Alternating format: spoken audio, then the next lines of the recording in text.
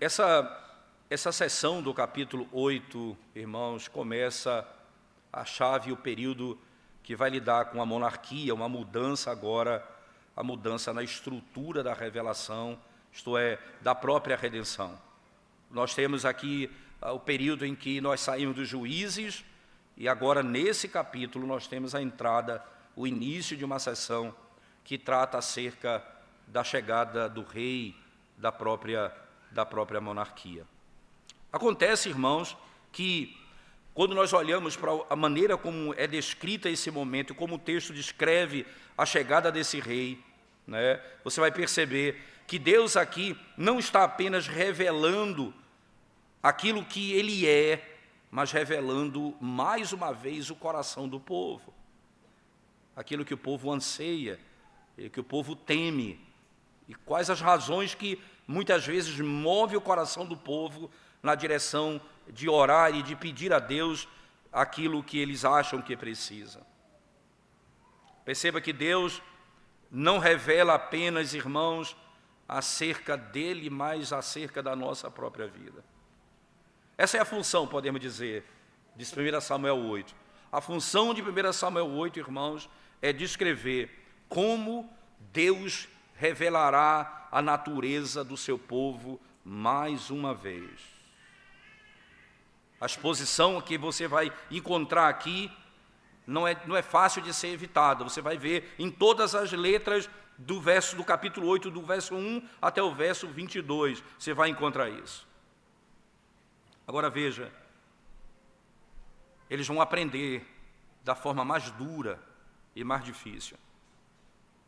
O Senhor pode ensinar, e você vai entender isso, irmãos. Deus vai falar com eles diretamente, e eles vão dizer, não, nós não queremos o que Deus propôs. Nós queremos aquilo que nós entendemos ser melhor.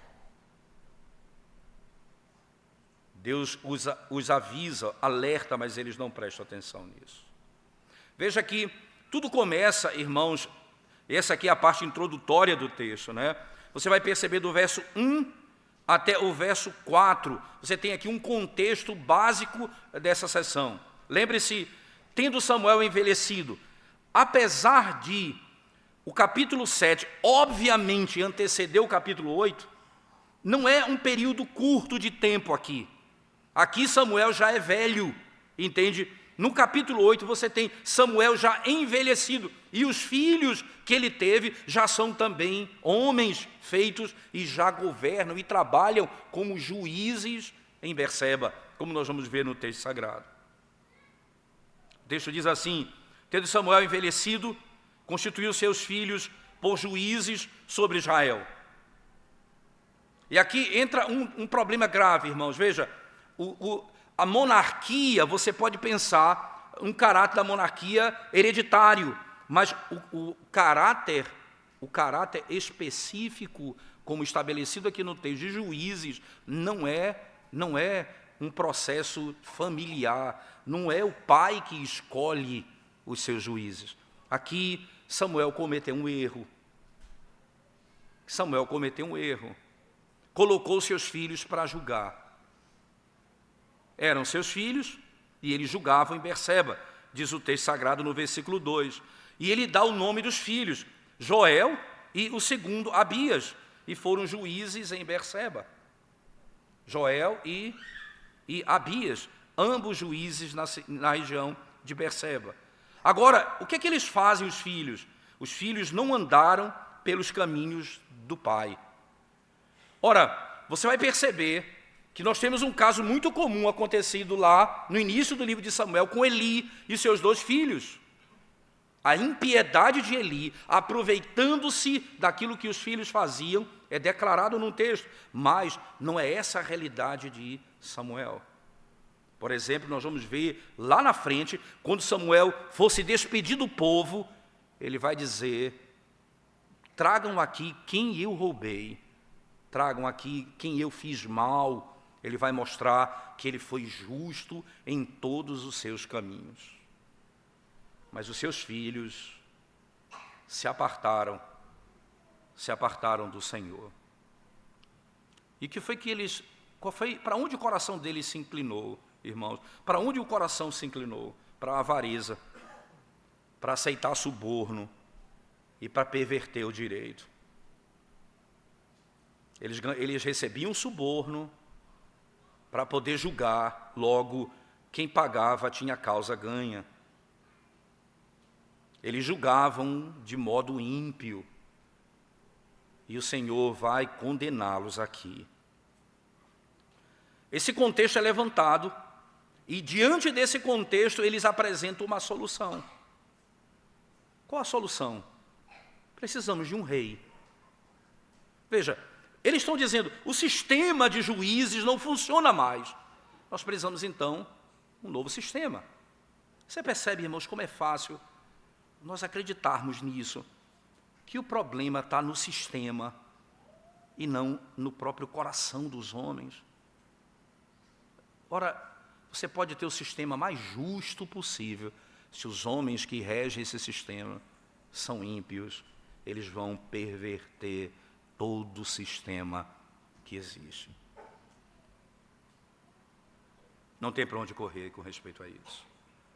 Então o verso 4 vai dizer, então os anciãos todos de Israel se congregaram e vieram a Samuel a Ramá. E lhe disseram, vê, já estás velho, teus filhos não andam pelos teus caminhos, constitui-nos, pois, agora um rei sobre nós, para que nos governe, como tem todas as nações. Vem agora e nos conceda um rei. E essa sessão eu posso chamar de a paixão humana por substituição. A gente troca um ídolo pelo outro, a gente tem uma facilidade impressionante. Nós temos uma paixão por substituição. Nos mostre um rei, aponte para nós um rei, para nos julgar, como as nações têm um rei. Verso 5. E quem que pede isso, irmãos? Os anciãos, os presbíteros da igreja. Eles representam toda a congregação, isto é, eles representam todo Israel, desde o período do Antigo Testamento, os anciãos. Quando você diz assim, quem é que fala? Ele fala com todo o povo? Não, os representantes do povo.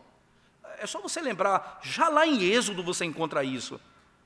Quando Deus chama, por exemplo, Moisés para libertar o povo do cativeiro. Com quem Moisés fala, irmãos? Com os anciãos do povo. O que é isso? Os representantes do povo. Ele não fala com o povo inteiro, com toda a assembleia, ele fala com aqueles que eles representam. A mesma coisa aqui. O texto diz que os anciãos vieram a ele, isto é, aqueles que representam todo o povo, vieram falar com ele. Essa é a vontade do povo. Nós queremos um rei. Não é? Os seus filhos são como os filhos de Eli, em outras palavras. Quando esse pedido é feito, veja o coração de Eli aqui, irmãos, ou melhor, de Samuel, perceba bem, como o texto diz. No verso 6 ele diz, ora, porém esta palavra não agradou a Samuel quando disseram, dá-nos um rei para que nos governe. Então Samuel orou ao Senhor. Ora, isso, ele não gostou do que ele ouviu. Por quê? O que Samuel sentiu? Sentiu que ele foi rejeitado. Eu fui rejeitado como governador, e como rei, e como sacerdote do povo, como profeta do povo. Eles não me querem mais. E o que Samuel faz, irmãos? Como é que você lida com a frustração? Ele vai a Deus em oração. Ora, não use o seu poder para retaliar, não use o seu poder para destruir as pessoas que se opõem a você. Nunca faça isso. A primeira coisa que você deve fazer é ir a Deus em oração, e Samuel faz isso. Então Samuel orou ao Senhor. Ele buscou ao Senhor. E veja o que é que Samuel diz a Deus. Não é? No verso 7, o Senhor responde o seguinte a Samuel: atende a voz do povo em tudo quanto te diz, pois não te rejeitou a ti, mas a mim, para eu não reinar sobre ele. Aqui o Senhor está descortinando o coração. Samuel disse, eles me rejeitaram, O Senhor diz, não foi a você que eles rejeitaram a mim como Senhor, como Rei. E aqui, irmãos, ele vai descortinar o coração deles.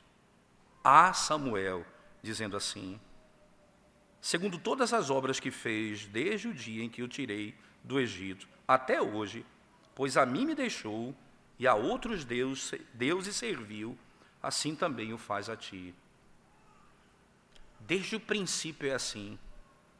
Você lembra do sermão pregado por Estevão no momento da sua morte, ali em Atos, no capítulo 7? Uma das razões da morte de Estevão, apedrejado naquele contexto, foi quando ele disse, vocês sempre rejeitaram aquele que Deus enviou. Vocês rejeitaram Moisés, diz ele. Vocês até disseram, quem foi que instituiu você como juiz entre nós? Quem foi que te deu essa autoridade? Você vai encontrar o apóstolo Paulo pregando e falando de Samuel, se referindo a ele também da mesma forma. Você vai encontrar no Evangelho o Senhor Jesus Cristo dizendo, e quando ele conta a parábola daquele indivíduo que tinha uma vinha, e ele então manda administrar a vinha, então ele pede para que as pessoas voltem para saber como estava a administração da vinha. O que é que acontecia no texto? Vinha um, eles matavam, vinha outro, eles matavam. Aí ele disse, ora, eu vou mandar meu filho, porque aí não vão matar. Eles mataram o filho. Eles mataram todos aqueles que Deus enviou. É o coração deles. O Senhor está dizendo, calma, o problema não é contigo, Samuel, o problema é comigo. Eles rejeitaram o meu governo. Eles querem um governo que não é o meu governo. O rei, irmãos, não é meramente um substituto de Samuel, mas um substituto do Senhor. É o que eles queriam. O que nós temos aqui é simplesmente a antiga idolatria revestida com uma roupa nova. A antiga idolatria com uma roupa nova. Exatamente o que eu tenho aqui. Mas aqui vem a demanda por um rei. A pergunta é errado pedir um rei? Em tese, não. Eu queria que você não se cansasse de abrir a Bíblia comigo, até porque o que está acontecendo aqui, ela é propriamente revelada em outros lugares da Escritura. Então, volte comigo lá no livro de Deuteronômio, por favor, sem desmarcar o texto de Samuel. Deuteronômio, no capítulo 17. Ali você tem, quando eles forem escolher um rei. Deuteronômio 17. Veja, por favor, a partir do verso 14, irmãos. Do verso 14, diz assim. A eleição e os deveres de um rei.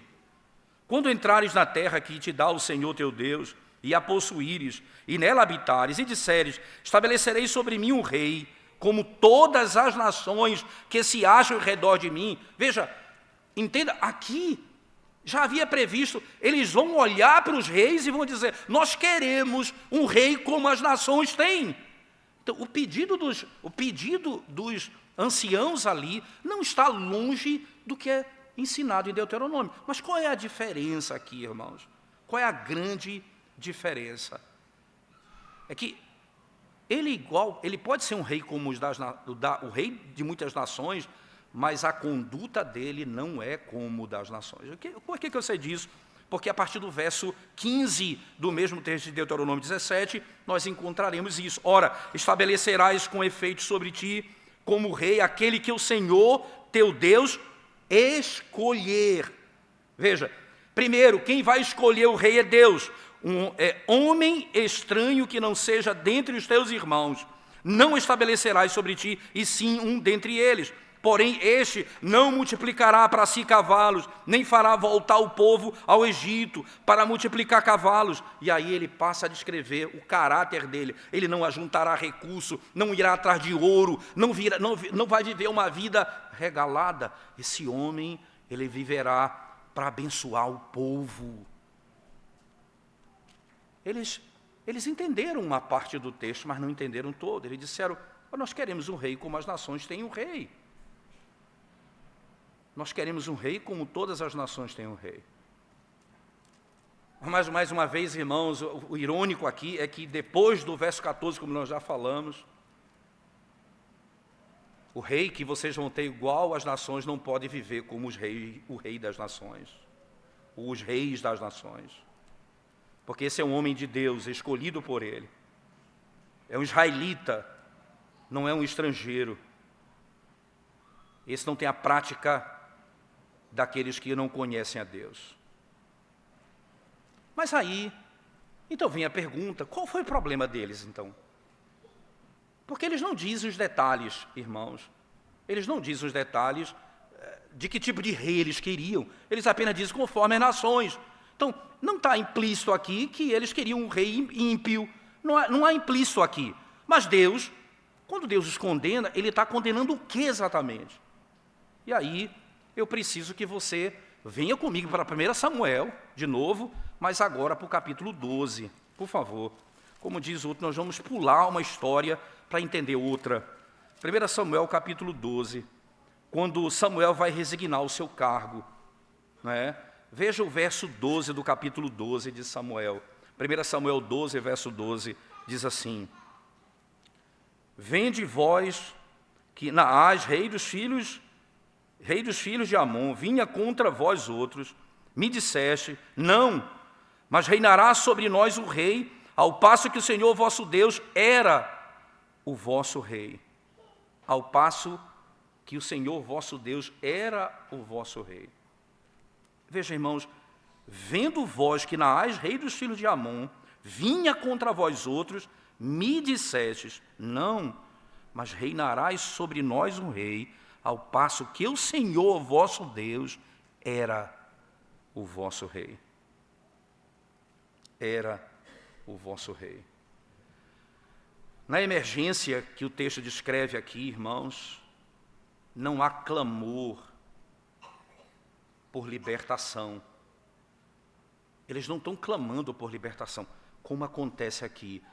Eles pedem um rei, porque eles estão diante de uma perseguição. Envia-nos um rei. Naquele caso, era apenas uma demanda por um rei, não por um libertador. Deixa eu caminhar um pouco mais nesse sentido. O que está acontecendo? O que eles querem aqui apenas é uma mera substituição. A força deles não estava no nome do Senhor, mas numa nova forma de governo. Não é a monarquia, eles confiavam na monarquia. Eles acreditavam que aquela era a solução. Naquele texto de 1 Samuel 12, quando eles pedem um rei, eles clamam a Deus diante da perseguição.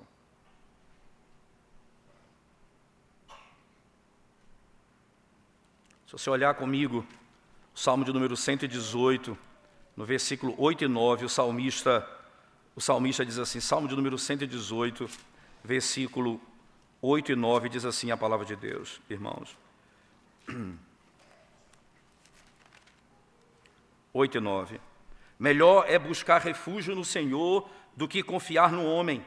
Melhor é buscar refúgio no Senhor do que confiar em príncipes.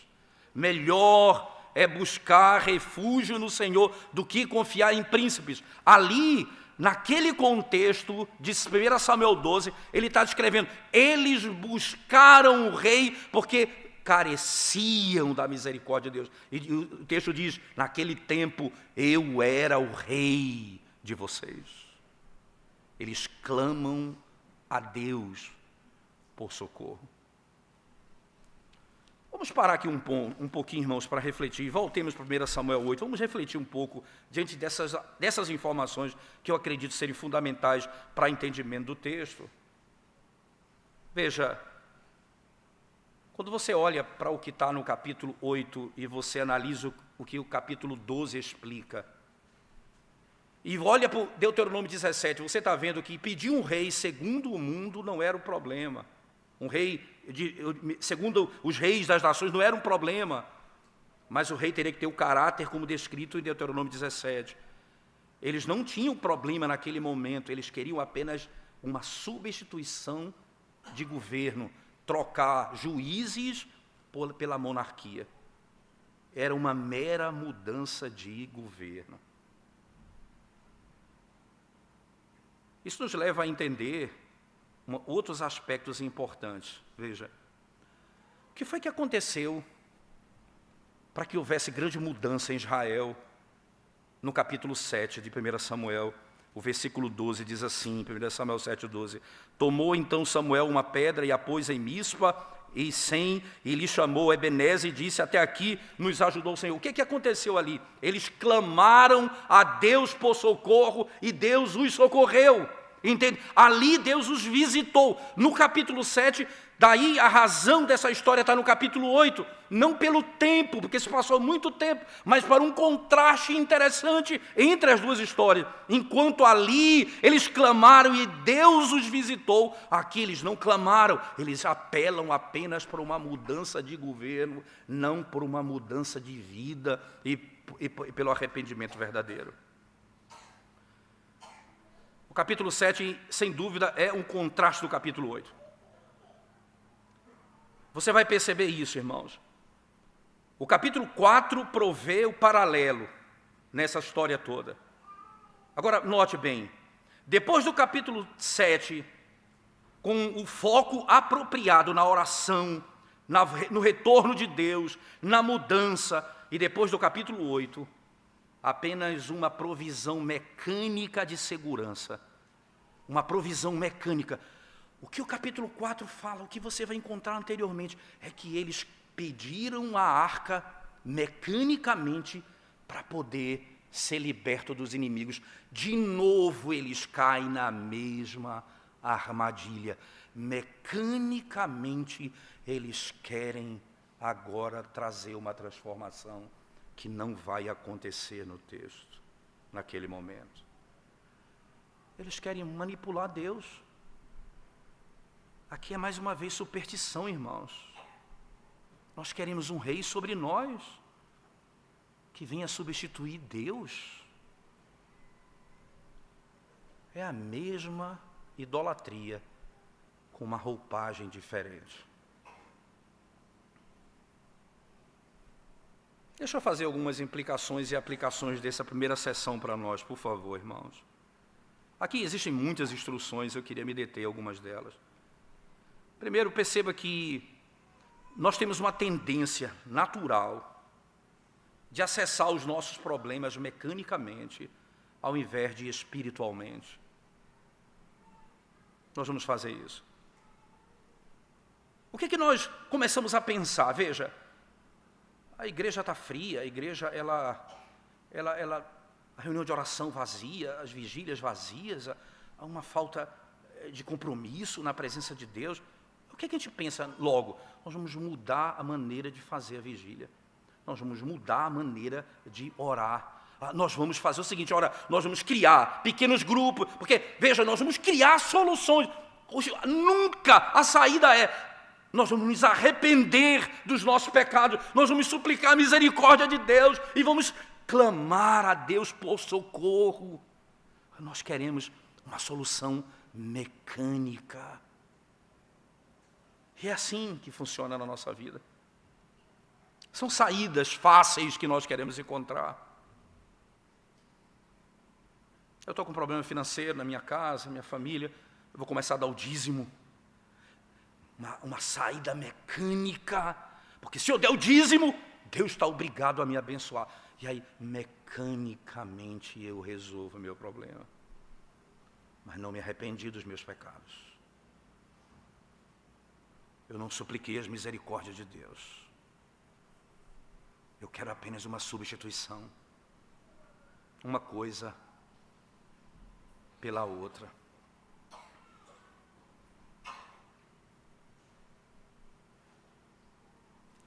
Por que as igrejas vão criando, irmãos, tanta novidade em busca de crescimento? Porque o caminho do coração sempre é o mais difícil. Porque esse eu não posso promover. Esse eu não posso promover. Evangelismo explosivo, evangelismo esse ou aquele, eu posso promover. Eu posso dar palestras sobre como evangelizar. Mas nós não clamamos a Deus: Senhor, concede-nos um novo coração. Ajuda-nos, ó Deus. O que eu posso fazer para mudar minha casa, para abençoar meu casamento, para abençoar meus filhos? O que eu posso fazer? Arrependa-se dos seus pecados, clame as misericórdias de Deus. Segunda coisa que nós podemos implicar aqui, irmãos, ao invés de buscarmos ajuda a Deus por socorro, clamar a Deus que nos socorra, nós estamos mais interessados em prescrever que tipo de ajuda Deus pode nos dar. Que tipo de ajuda Ele pode nos dar? A nossa atenção é em método. É o método que vai funcionar. E aí, irmãos, se fizermos a coisa certa, metodologicamente, isso vai ser bom. Perceba, Deus disse a Samuel: diga ao povo que eles vão receber um rei, mas junto com isso, eles vão ser escravizados por esse rei. Eles disseram: nós queremos um rei assim. Porque o que nós queremos é aquilo que nós prescrevemos para nós mesmos, não o que o Senhor ordenou ao seu povo. Terceira coisa importante: o Senhor Deus, algumas vezes, irmãos, vai nos conceder aquilo que nós pedimos. Veja o verso 7 do capítulo 8. Diz Senhor a Samuel: atende a voz do povo em tudo quanto ele te diz, pois não te rejeitou a ti, mas a mim, para eu não reinar sobre ele. O fato de Deus nos dar aquilo que pedimos não pode significar todas as vezes sinal do favor, talvez o sinal da nossa obstinação. É isso que eu quero, Senhor. Vocês lembram muito bem do deserto, quando eles clamaram por carne e reclamavam do maná que caía do céu, e reclamavam e murmuravam, e Deus então disse assim a eles: vão voar codornizes sobre vocês, vocês vão pegar com a mão, vocês vão comer tanta carne que vai sair pelo nariz de vocês. Eu vou dar carne, mas vai sair pelo nariz de vocês refluxo de tanta comida que eles comeriam. Nós insistimos com algumas coisas. Algumas vezes há uma grande manifestação da bondade de Deus para conosco, irmãos, é não nos dar aquilo que pedimos. É não nos conceder aquilo que pedimos. Achando nós que aquilo que pedimos é o melhor para nós. Por último, nesse primeiro aspecto, à luz da situação corrente e do perigo aqui enfrentado, irmãos, o pedido de Israel por um rei era perfeitamente racional. Veja os teus filhos, que lógica os presbíteros disseram, ali do Antigo Testamento, os anciãos. Os teus filhos estão em pecado, aceitam propina, aceitam suborno, são homens avarentos, não dá certo isso. Bem racional, bem lógico. Só que no fundo, ele estava rejeitando o governo de Deus. com a lógica deles. Com a lógica deles. A nossa maneira de ver o mundo e as soluções que nós damos ao mundo, irmãos, pode ser completamente razoável, claramente lógico, plausível, mas sem piedade alguma, sem nenhum intento da glória de Deus, apenas benefício pessoal.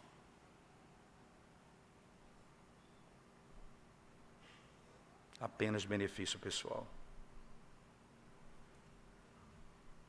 Algumas das nossas idolatrias, irmãos, são tão sofisticadas e parecem tão razoáveis que é difícil até detectá-las. Mas Yahvé e os olhos de Yahvé penetram as cortinas, adentram o orvalho, ele vê além daquilo que eu posso ver.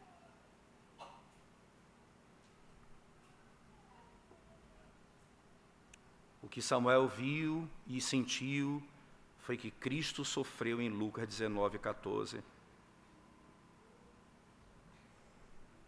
Nós não queremos que esse homem governe sobre nós, disseram a ele. Nós não queremos que esse homem governe sobre nós. E na seção que nós vamos encontrar, irmãos, você vai ver que os verbos que vão seguir, a partir daqui, no verso 11 em diante, veja, no 10 diz assim, olha, referiu Samuel todas as palavras do Senhor ao povo que lhe pediu um rei, e disse, veja, ele foi claro, o Senhor diz, diga a eles a situação, esse será o direito do rei que houver de reinar sobre vós. E aí qual o verbo principal e mais usado em tudo isso? O verbo tomar. Veja, tomará os vossos filhos e os empregará no serviço.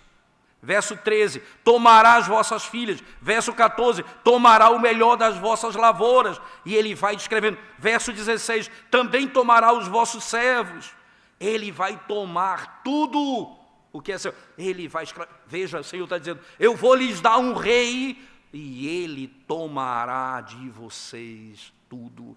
Filho, filhas, bens, riqueza.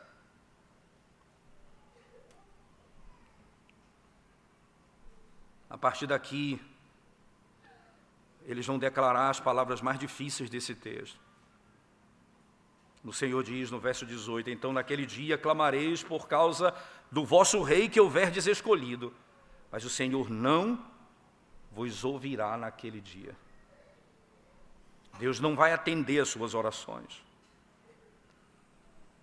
O povo não atende, Deus não vai atender as orações, e veja o verso 19, porém o povo não atendeu a voz de Samuel. Eles não atenderam a palavra de Deus. Deus não vai atender a oração deles. Ele disse, o povo disse, nós teremos um rei sobre nós. Para que sejamos também como todas as nações, o nosso rei poderá governar-nos, sair adiante de nós e fazer as nossas guerras. Queremos um rei como as nações. Há uma aversão em nós. Veja o que Deus está descrevendo. Primeiro, há em nós uma tendência à substituição mecânica por coisas espirituais. Veja, nós não queremos as mudanças espirituais, queremos mudança mecânica. Segundo, nós temos uma aversão à santidade, irmãos. O que significa isso? Nós somos um povo diferente. Nós não gostamos de ser distintos. Nós queremos, na realidade, viver como o mundo vive. Nós queremos um rei, como as nações querem um rei. E queremos viver dessa maneira. Um rei que nos governe, que faça guerra por nós. Só que Israel era singular, irmãos. Era um povo separado dos povos. distinto de todos os povos. Como eles queriam o rei, como as nações queriam? Como isso poderia acontecer? Você entendeu o que está acontecendo aqui? A maneira de Deus salvar e a própria lei distingue o povo de todos os povos. Eu queria que você, sem desmarcar 1 Samuel 8, voltasse comigo, por favor, no texto de Deuteronômio, mais uma vez, agora no capítulo 4. Deuteronômio capítulo 4.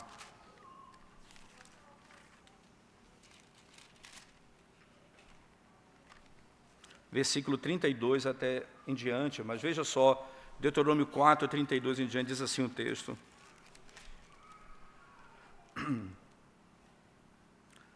Agora, pois, pergunta aos tempos passados que te precederam, desde o dia em que Deus criou o homem sobre a terra, desde uma extremidade do céu até a outra, se sucedeu jamais coisa tamanha como esta, ou se ouviu coisa como esta, ou se algum povo ouviu falar a voz de algum Deus no meio do fogo, como tu a ouviste, ficando vivo, ou se um Deus intentou ir tomar para si um povo do meio de outro povo, com provas, com sinais, com milagres, e com peleja, e com mão poderosa, e com braço estendido, e com grandes espantos, segundo tudo quanto o Senhor vosso Deus vos fez no Egito, aos vossos olhos.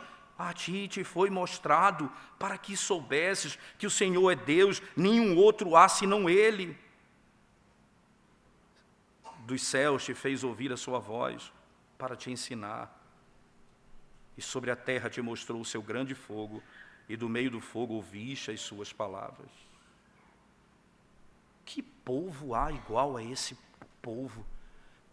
Que tem um Deus, irmãos, que disse: eu vou arrancar o meu povo no meio de um outro povo, com braço forte e mão estendida, vou destruir os seus inimigos.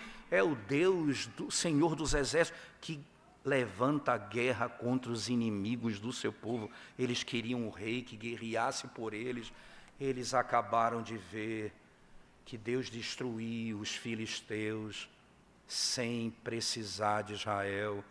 Os ídolos caíram diante de Deus com a cabeça cortada e os punhos cortados, as mãos diante do Deus Todo-Poderoso. Que rei vocês querem? Que autoridade e poder maior do que esse? Nós somos um povo que temos problemas com santidade. Lembre que a palavra de Deus diz, irmãos, essas são as palavras do Senhor: sede santo, porque eu sou santo. E às vezes nós pensamos a palavra santo apenas na perspectiva da pureza, mas a santidade é separação. Sede separado, como eu sou separado. Como vocês querem um rei, como o mundo quer um rei? Vocês são o meu povo. Nós somos diferentes, irmãos, porque o nosso Deus é diferente. Não há Deus igual o nosso Deus. Por que isso?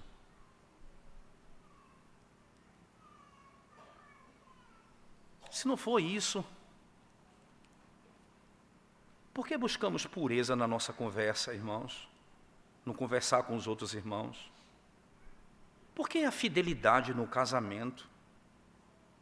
Ou por que a pureza antes de casar? Por que buscar a justiça para o que não tem nada e compaixão para aquele que é negligenciado? Por que a nossa paixão pela adoração? Por que amamos adorar a Deus mais do que entretenimento? Por quê? Uma grande lição que aprendemos aqui, irmãos, é que nós somos um povo de Deus, que nós desprezamos o caminho dos outros povos, porque temos um caminho dado pelo único e verdadeiro Deus, que nos distingue de todos os povos da terra. Essas foram as ordens de Samuel, irmãos. Vocês vão ter um rei, como vocês pediram. Você sabe o que é interessante aqui, é notar no texto? É que eles estão pedindo um rei, lembra? E o verbo aqui é o verbo que é correlato com a palavra Saul. É interessante. O pedir aqui é a mesma raiz da palavra Saul.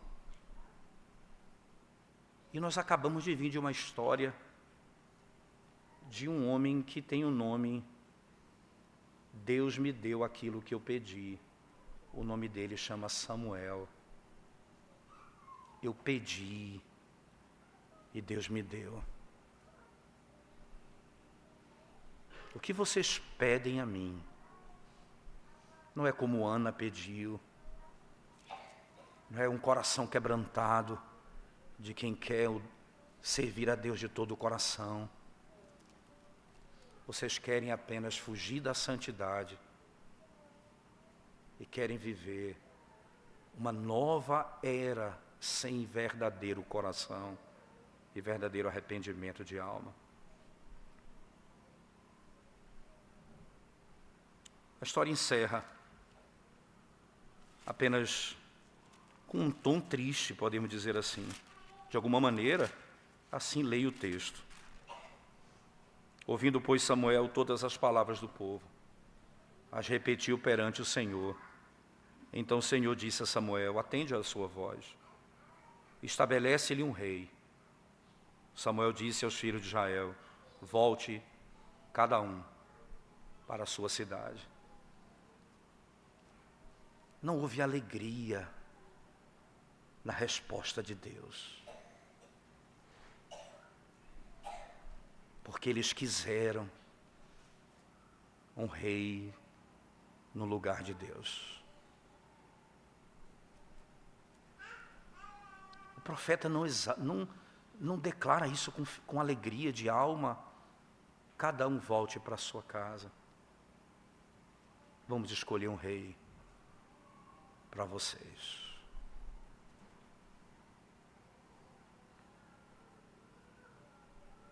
Jesus Cristo veio ao mundo, irmãos. Ele veio para redimir o seu povo. E todos aqueles que rejeitam o Senhor Jesus Cristo, rejeitam o Rei que Deus proveu para a sua salvação. Todos aqueles que abandonam o Senhor Jesus Cristo, resolvem seguir os seus próprios caminhos.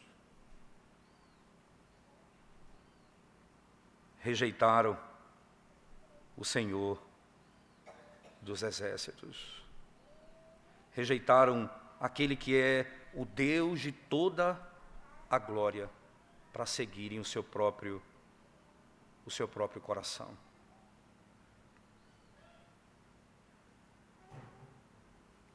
Todas as vezes que rejeitamos o Rei Cristo Jesus, resolvemos dizer: eu quero seguir o meu próprio caminho. Mas a segunda coisa que eu quero dizer para encerrar: nós somos de fato uma igreja, irmãos. Nós somos um povo, não como os povos da terra. Eu queria que nós encerrássemos essa exposição lendo a primeira carta de Pedro, por favor, capítulo 2. Eu quero encerrar lendo esse texto com vocês. 1 Pedro 2, verso 9, diz assim: vós, porém, sois raça eleita, sacerdócio real, nação santa, povo de propriedade exclusiva de Deus, a fim de proclamardes as virtudes daquele que vos chamou das trevas para a sua maravilhosa luz. Nós somos um povo cujo comportamento é governado pela palavra de Deus. Nós, irmãos, somos diferentes. Nós somos santos, distintos desse mundo. Terceiro, nós somos luz para as nações. Nós vamos proclamar nesse mundo de trevas a maravilhosa luz do Evangelho de Cristo. Nós vivemos para fazer o nome do Senhor, o Rei dos Reis, o Senhor dos Senhores, conhecido em toda a terra. Venha a Cristo você hoje que segue o seu próprio coração e o seu próprio caminho. Abandone seus pecados hoje, você que rejeitou o Evangelho para andar segundo o seu próprio pensamento. Esse Rei, Ele é cheio de misericórdia e é poderoso para transformar a sua vida. Vamos curvar nossa cabeça e orar ao Senhor nesse momento, irmãos. Nós te exaltamos, ó Deus, mais uma vez, pela bênção de podermos ouvir o Teu Evangelho, sermos despidos e ter nossas almas desnudadas diante de Ti, clamando por socorro, por misericórdia, ó Deus. Que o Senhor reine sobre nós e que a nossa alma se submeta ao Teu governo, à Tua palavra, à Tua santidade, e que a Tua igreja, vivendo assim, seja distinta desse mundo, separada desse mundo, para a glória do Teu nome, ó Deus. É a nossa súplica, a nossa oração, em nome de Jesus. Amém. Nesse momento nós vamos nos colocar de pé.